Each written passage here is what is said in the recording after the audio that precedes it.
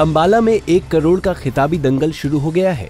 भारत केसरी के नाम से शुरू हुई इस प्रतियोगिता के पहले दिन हरियाणा और महाराष्ट्र की टीमों के मुकाबले हुए, जिसमें हरियाणा का दबदबा नजर आया। हरियाणा की ओर से गीता और बबीता फोगाट की छोटी बहन रितु फोगाट ने भी अपना दम दिखाया और पहले ही मुकाबले में महाराष्ट्र की पहलवान को पटखनी दी। सांसद सैनी ने जाट मामले में अपनी ही सरकार को एक बार फिर आड़े हाथों लिया है। सैनी ने कहा कि जिस सरकार को शांति व्यवस्था बनाए रखने के लिए भीख मांगनी पड़े, ऐसी सरकार किस काम की। सैनी ने जाट मामले में सरकार के स्टैंड पर भी सवाल उठाए। जाट नेता यशपाल मलिक ने सांसद सैनी पर एक बार फिर जुबानी हमला बोला है।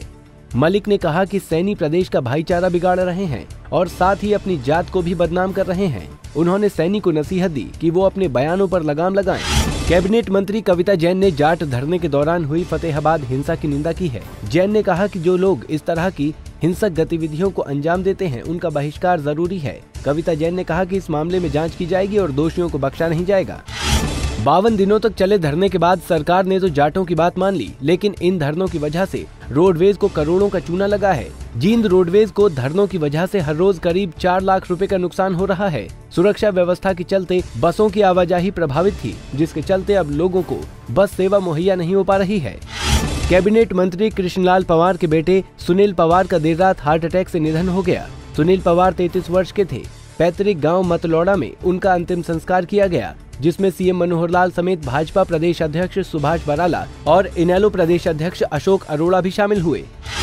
जाने माने पंजाबी गायक मनकीरत ओलख पर सिरसा में फर्जी दस्तावेजों के आधार पर जमीन हड़पने का आरोप लगा है। इस मामले में मनकीरत और उनके पिता के खिलाफ केस दर्ज किया गया है।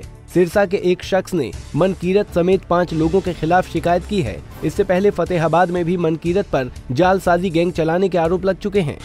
सिरसा के जेडीसी कॉलेज के बाहर 2 छात्र गुटों में हिंसक झड़प हुई है। इस दौरान छात्रों ने गोलीबारी भी की और एक दूसरे पर तेजधार हथियारों से हमला किया।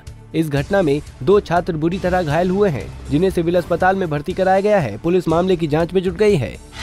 पानीपत में 11 साल की एक मासूम के साथ हैवानियत की हदें पार कर दी गयी। आरोप है कि एक शख्स ने पहले बच्ची के साथ दुष्कर्म किया और फिर उसका गुनाह छुपाने के लिए आरोपी की मां ने बच्ची के गुप्तांगों को कोयले से जला दिया। आरोपी और उसकी मां को पुलिस ने गिरफ्तार कर लिया है और बच्ची का इलाज चल रहा है। कुरुक्षेत्र के शाहबाद में जिस्म फरोशी के धंधे का पर्दाफाश हुआ है। शाहबाद की राजा कॉलोनी में पुलिस ने 4 लोगों को इस मामले में गिरफ्तार किया है। इसमें 3 महिलाएं भी शामिल हैं। गिरफ्तार की गई 2 महिलाएं पंजाब की रहने वाली हैं, जिससे ये अंदेशा जताया जा रहा है कि इस मामले के तार पंजाब से भी जुड़े हो सकते हैं। फिलहाल पुलिस सभी आरोपियों से पूछताछ कर रही है। Bureau report, Punjab Kesari TV.